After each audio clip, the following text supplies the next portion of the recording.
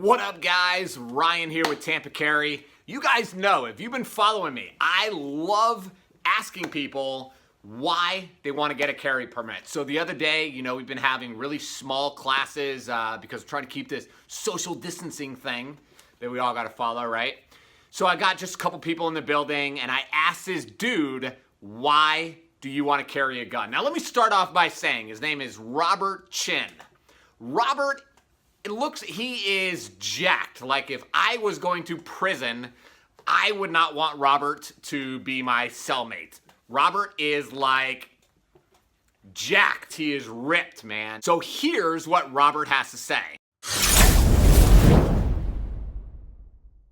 On a Saturday of March, at 8 o'clock at night, me and my girlfriend was eating dinner. And, the normal usual, just eating dinner and talking.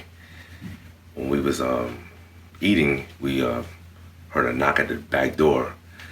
The knock on the back door, my instinct normally tells me that if somebody's knocking on the back door, you already know that doesn't make any sense. It's out of the ordinary because it was at the front. My girlfriend, I guess her instinct was to go check out what's back there.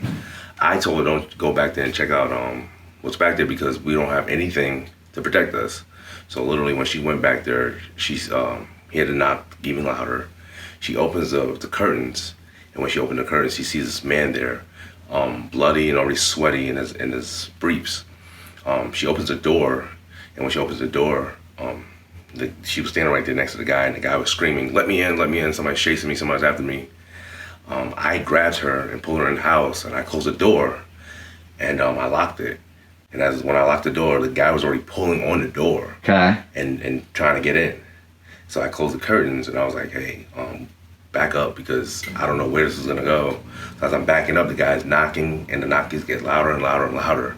And as soon as the knocks get louder, we just hear a pause and he broke through with a tire iron and he fell in her house with the glass and everything and just stood up like it was nothing. And when he did that, I was just in shock, but I had to come to my senses. It's like, hey, we gotta get out of here. So I grabbed her because she was frozen and she didn't know what to do. So I grabbed her, and as I grabbed her, I'm walking through the kitchen to the back door, through the garage. And as I'm doing that, I'm looking behind my shoulder because I don't know if this guy's behind me and will hit me in the head. So I'm making sure she gets out. Yeah. When she gets out, I close the door. And then when we go outside, I told her to run to the neighbor's house. And as she runs to the neighbor's house, I'm calling the cops. And when the cops first showed up, they're running around the whole house. I guess they couldn't find him because he was in the closet quiet. When they did that, the officer with the canine came. And he literally walked in the house with the canine. They found him in the closet. He was not coming out. So what they did was kick the door in just a little bit to get the canine inside. Yeah. And when they did that, that's when the gentleman had a knife. That's when he stabbed the dog 9 times and stabbed the officer's hand also. He cut his hand.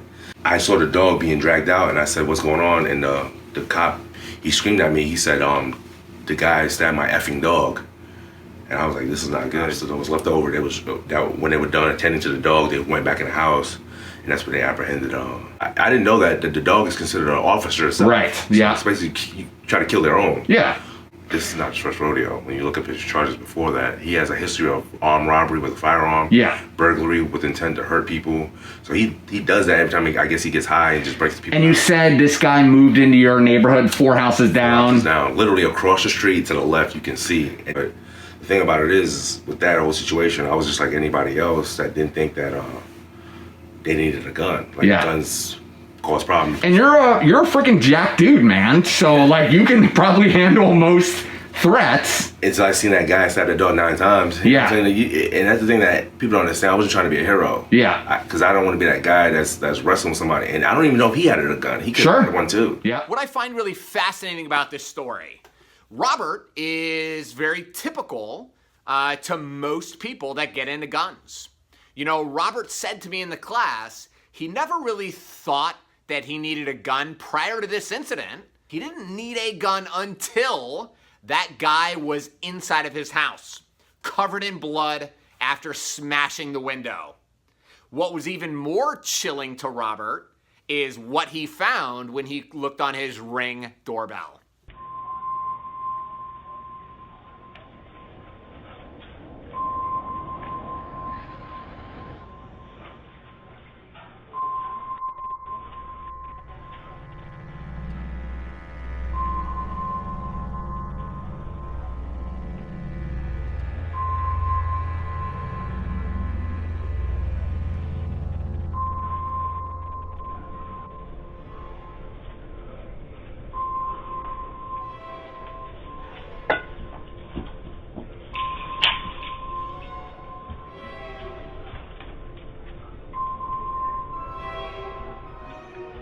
Now, this guy, the police said, was high on cocaine. I think Robert may have said, I don't remember correctly, maybe some PCP, angel dust.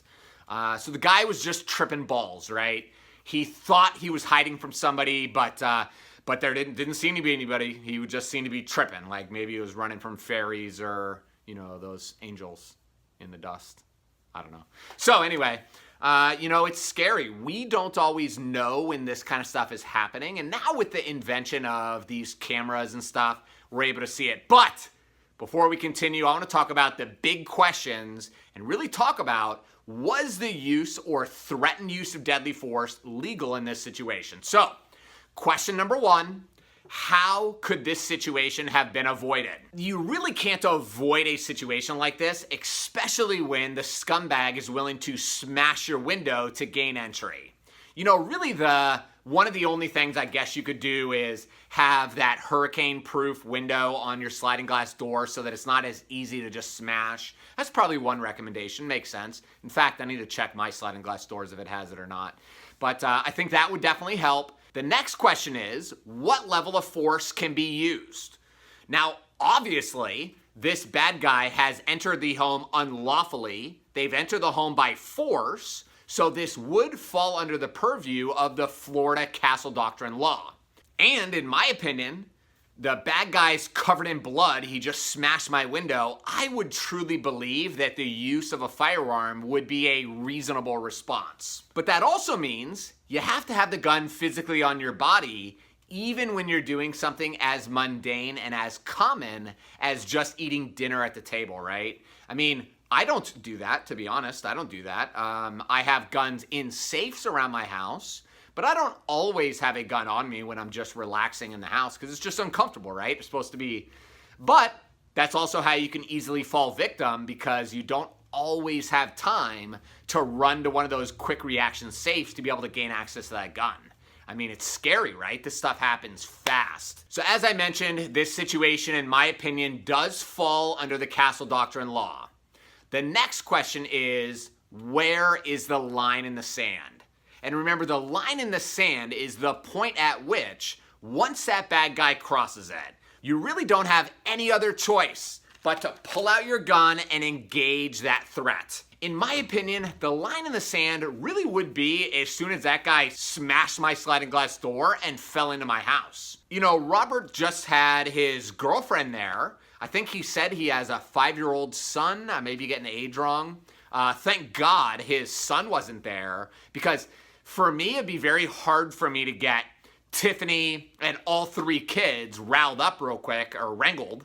It's like trying to herd cats and get them all out the front door to safety. It would be hard. It would be really hard. So I may have to use that gun, or if I didn't have the gun on me right then, I would have to just jump on that dude and just go buck wild on his ass. You don't know danger until you've had a skinny, white, 160-pound man trying to fight you naked, because that's what would happen.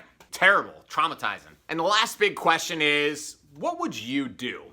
You know, we always want, as we play this what would I do if game, we want to really think about, take the time to process how this happened, why it happened, and how you can identify these pre-incident indicators to try to keep you and your family members safe if something like this ever happened to you.